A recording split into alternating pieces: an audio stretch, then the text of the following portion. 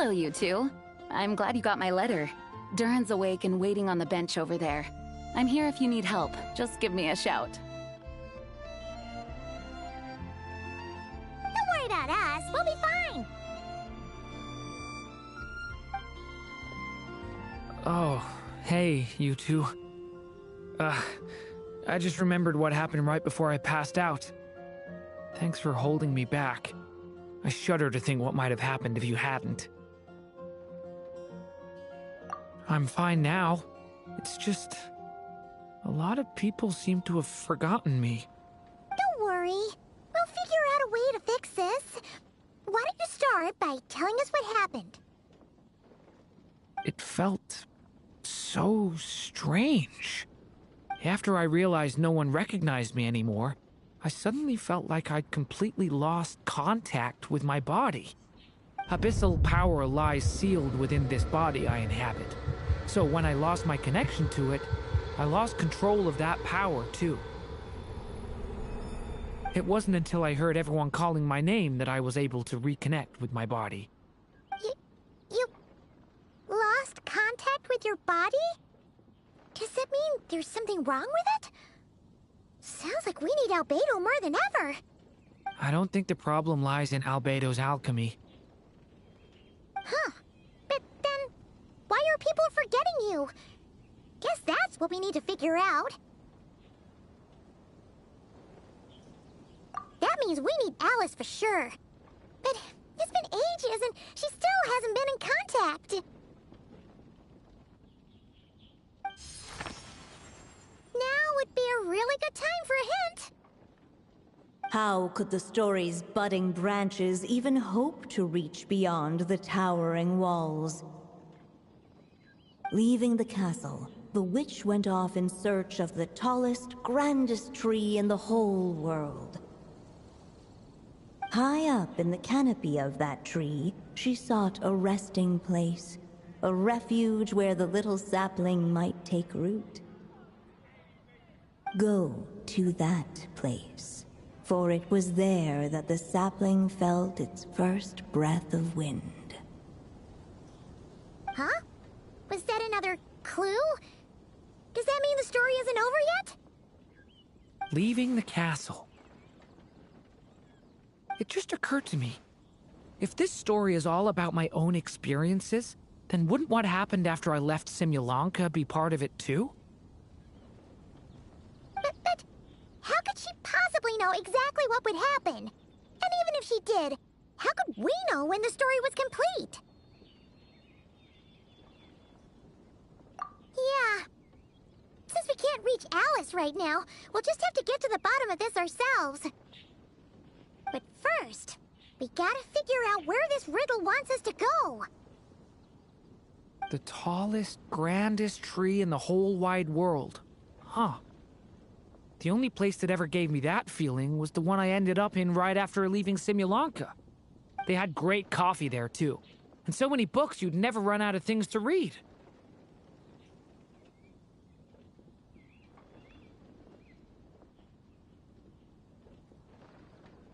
Think about it. Our search in Mondstadt began in a library, right? Well, Sumeru City's got one of those, too. And it's absolutely huge. What do you say? Should we try looking there? Huh. That does kind of make sense. And it's not like Paimon's got a better idea.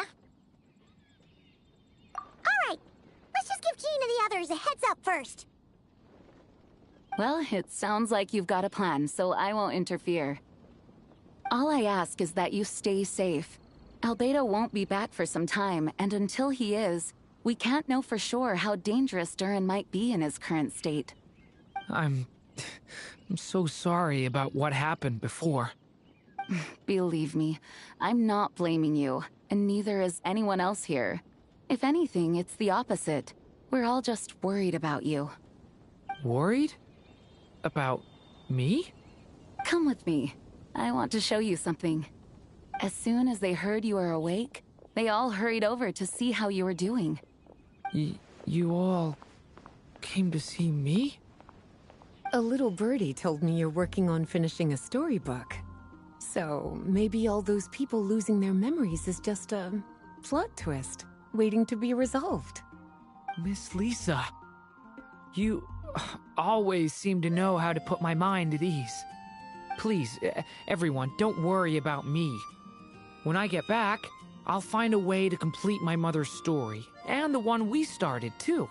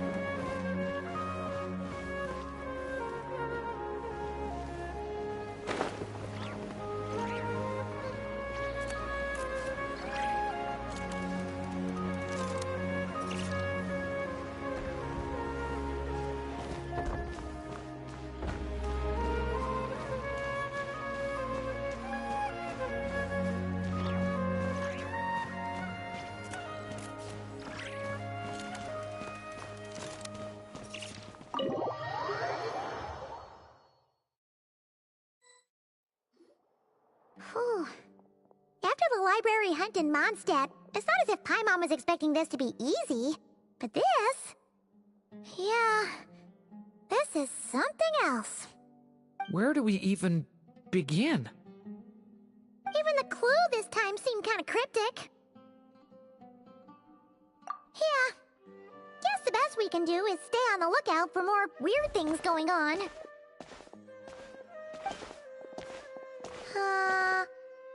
Huh? Sorry, what was that? I'm here to return Volume 5. According to the catalog, Volume 5 of this series is not available for loan. I can't accept the return of a book that was never checked out in the first place. Let me put it this way. My copy is complete. Yours, on the other hand, is missing large amounts of content. So you should swap it for mine instead. Sir, you have to understand. Managing a library is a serious business, and we have protocols in place for this kind of thing. I can't just replace an important volume in our collection based on nothing more than your word. Hey! Look what the Wandering Tom dragged in! Oh, it's you.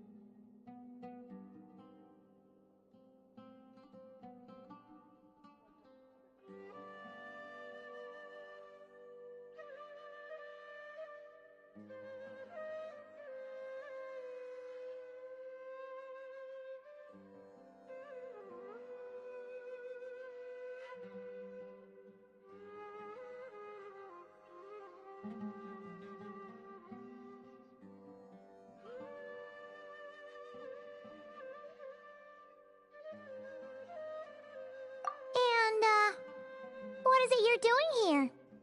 I'm a traveling scholar, as you know. Isn't a library the most natural place for me to be? Well, the last time we saw you was all the way in Not Cry. Paimon just didn't expect to suddenly see you in Sumeru, that's all. There were some things I needed to come back and take care of. Some documents had gone missing, so I tracked them down, restored them to their original condition. And now, I'm here to return them. And considering what I'm planning to do next, it feels like a weight off my shoulders. What's going on with you, huh? You look like a kicked puppy. Hat guy. Ah, at least you haven't forgotten about me. What's that supposed to mean?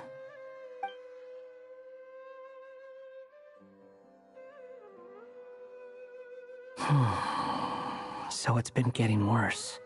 Sounds like you know something we don't. After he left Simulanka, he spent some time traveling Sumeru with me.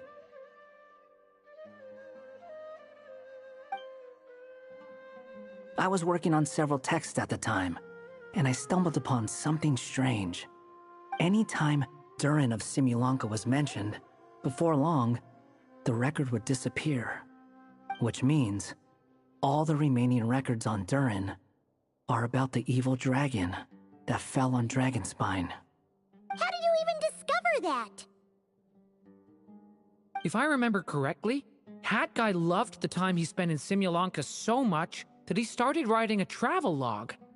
That's besides the point. The fact is, you're not affected by the ley lines of this world. I'm sure you can grasp the implications of what that means. His case is different from mine. It's more like the world itself refuses to accept his existence. It started with a few written records, but now, it sounds like it's spread to people who never met him or didn't know him well. At this rate, the whole world might forget him altogether. The whole world? But that includes all my friends in Mondstadt, and even Hat Guy, too. So that's what you've been worried about all this time? Why didn't you just tell me? There are more important questions right now, like figuring out how to fix this. That mage clearly cared a lot about her child. She left that book behind for a reason. If you want answers, isn't that the place to find them? You think that didn't occur to us already? Problem is, we need to find the memory that unlocks the next chapter first. Mind if I take a look? I just want to know what secrets this book is hiding. Besides, I've run into a bit of red tape, so I've got time. Of course. Be my guest. So, the memory we've been looking for was about you all along?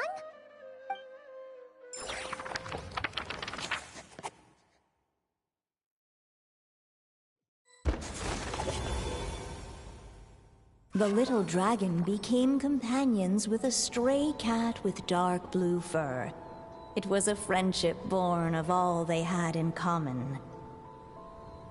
He left his castle at the stray's invitation, setting out to explore the world beyond its walls.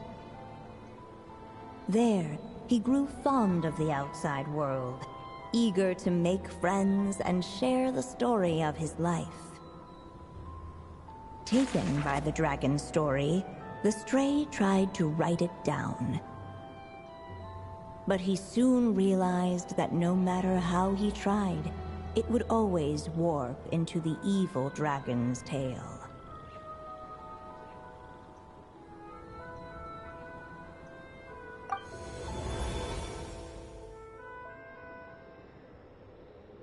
So, is this the world where this chapter takes place?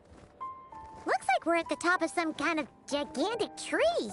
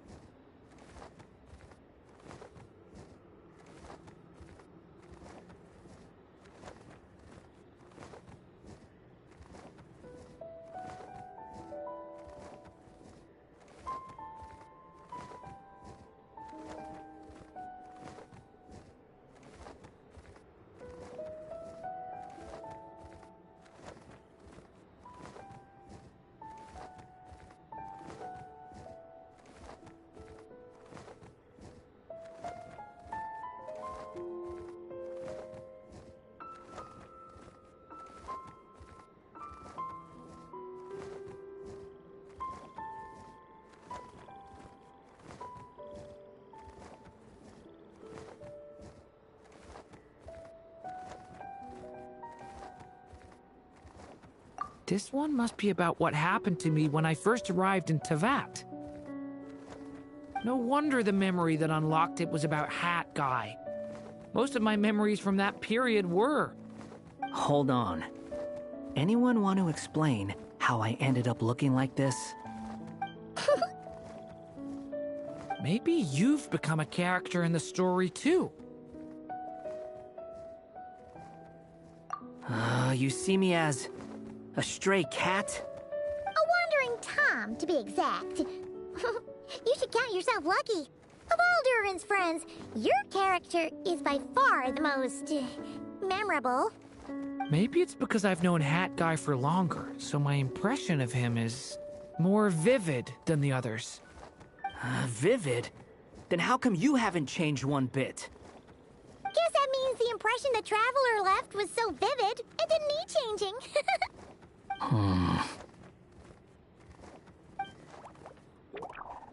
Hello, everyone! Ready for today's adventure? It's the storybook, Durin! Oh. So you're not playing yourself in this one? Does that mean the two of you have even more memorable roles to play? Where are we going today, kitty cat? Whatever.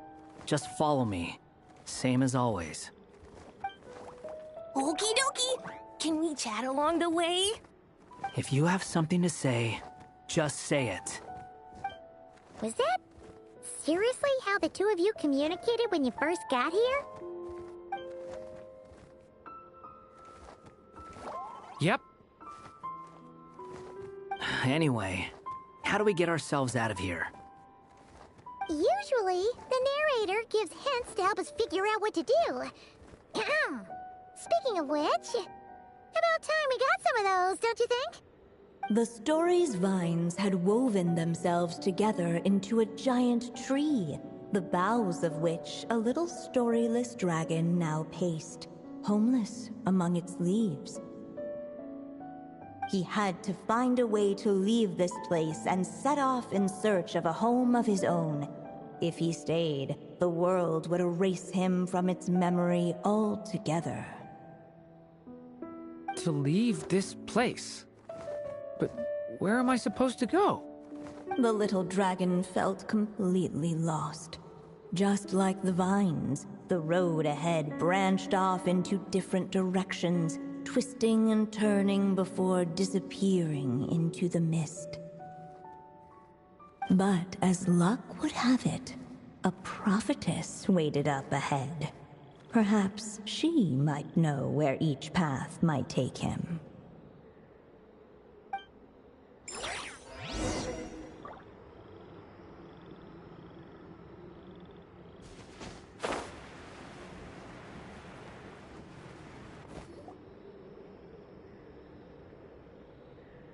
Oh, you must be the little lost dragon.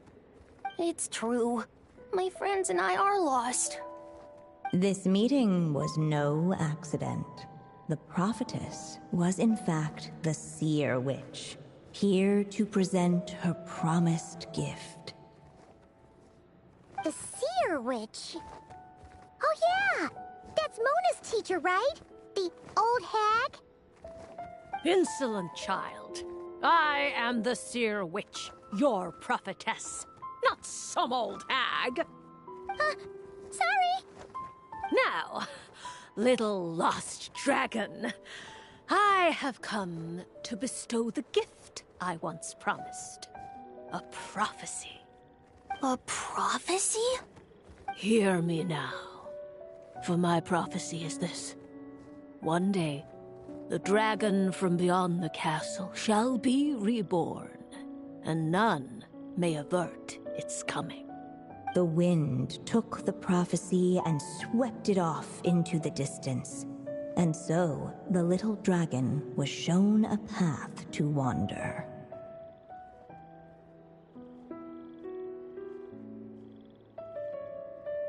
As far as I remember, once that alchemist from Mondstadt learned about the prophecy, he chose to stand with you against the evil dragon. So, what does any of this have to do with you being forgotten? Oh, Witch of Prophecy, could we trouble you with another question? As enigmatic as she was elegant, the seer witch spoke no more, for her thoughts had long since returned to the starry firmament above. Ugh, just when we actually needed her.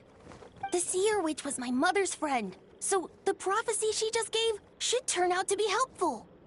Well, it's not like we've got better options. But if all we need to do is leave this place, which path should we take?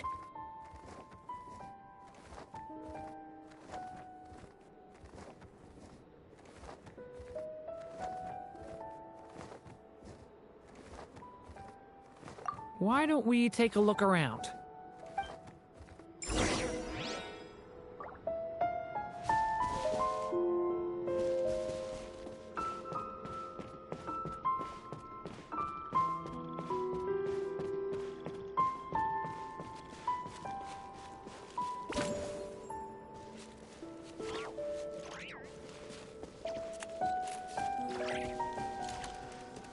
The wind kept blowing, but the little dragon had not yet resolved to follow it. Before him lay a foggy path, and where it might lead he could not tell.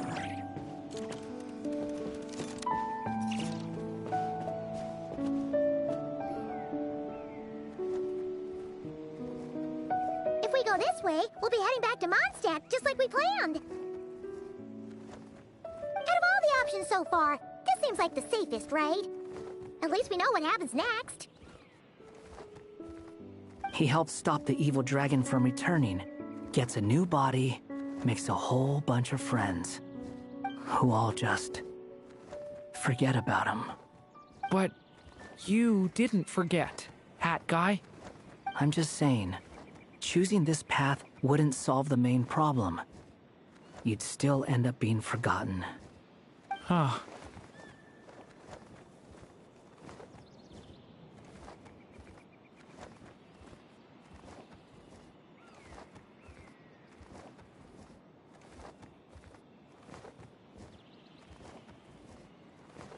I'm not against choosing this path. I just wonder what secrets it might be hiding. Let me think about it.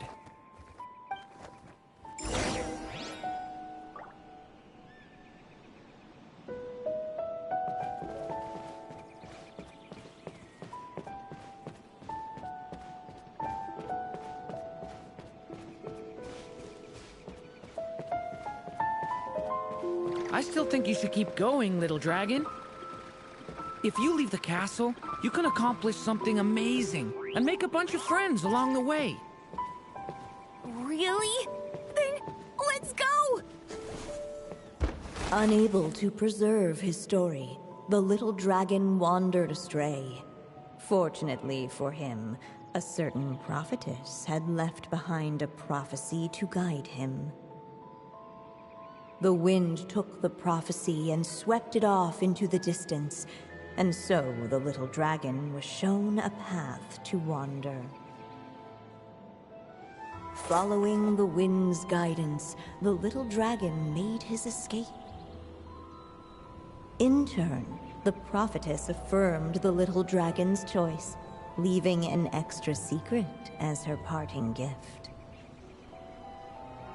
Now that you've made up your mind, I shall keep my promise by explaining Fate's little trick. Long, long ago, the gods of the high heavens gave the world outside the castle a magic of its own. They called it storytelling. It was a magic of almost unshakable power that governed how people met, grew close, and understood one another. Each person had a story meant for them and them alone, one whose ending was written in the heavens long ago. In truth, your story and the evil dragons are simply two versions of the same tale, and that is something the magic of storytelling cannot abide.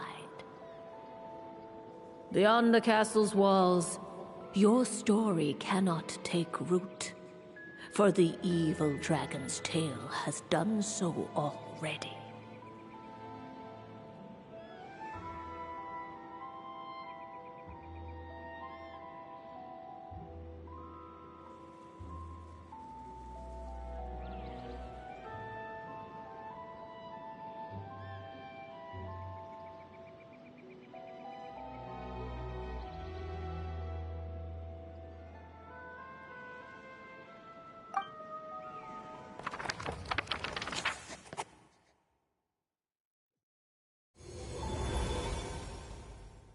So, that was the secret? Huh.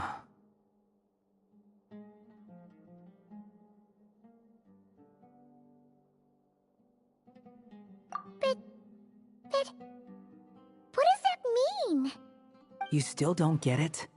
Simulanka Durin and Tevat Durin share a special kind of connection. Their fates are mirror images of one another. While they were in two separate worlds, there may have been some mutual influence, but their fates were independent. But when Simulanka Durin came to Tevat, a version of his fate already existed there. So, how can two fates exist at the same time? The answer is, they can't. The rules of this world don't allow it. You can't return a book you never checked out in the first place. So, what's Durin supposed to do? Those mages seem to have come up with quite the ingenious solution.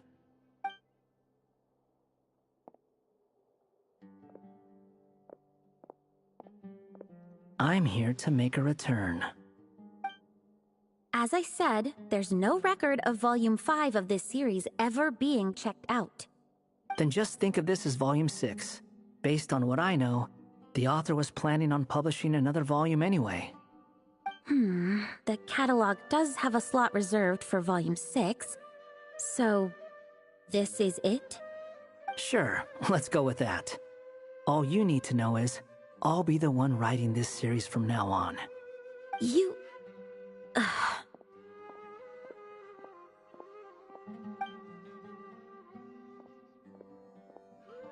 are you up to this time?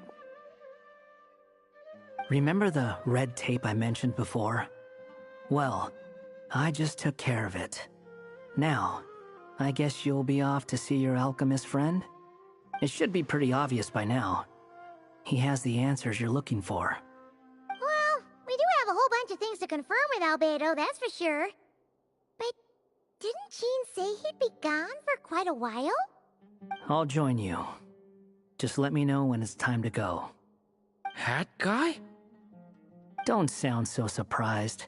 I'm part of this story too, aren't I? I'm just playing my role. Well, yeah. But it's not that. I just feel like you want to help, but something's holding you back.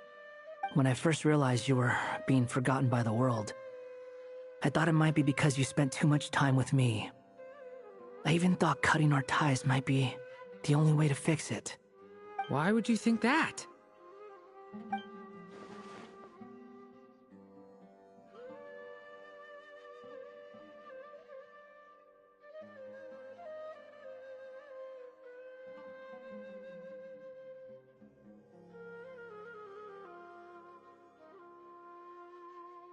It doesn't matter now.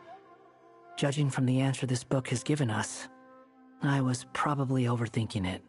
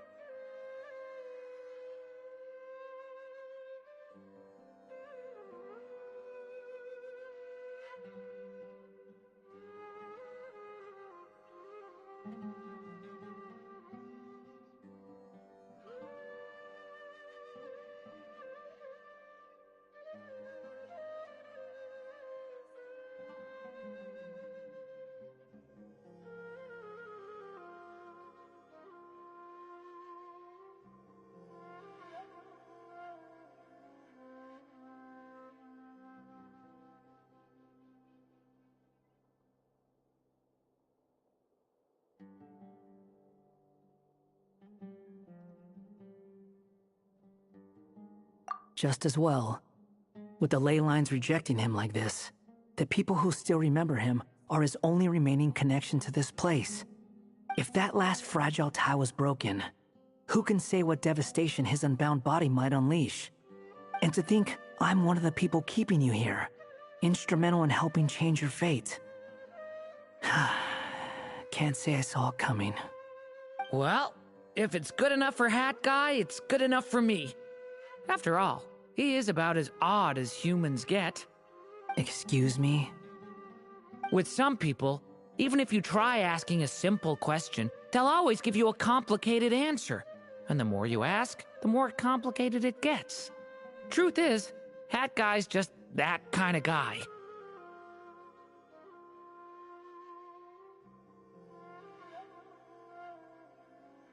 Whatever. All I needed was a yes or no, so we can quit it with all the back and forth.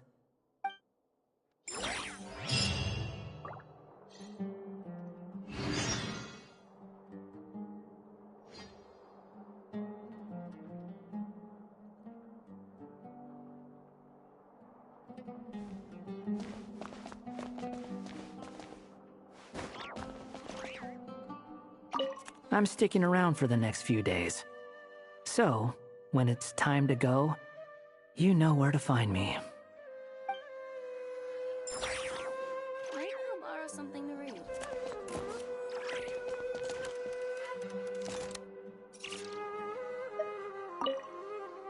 If you feel like stepping back into the story, just come find me.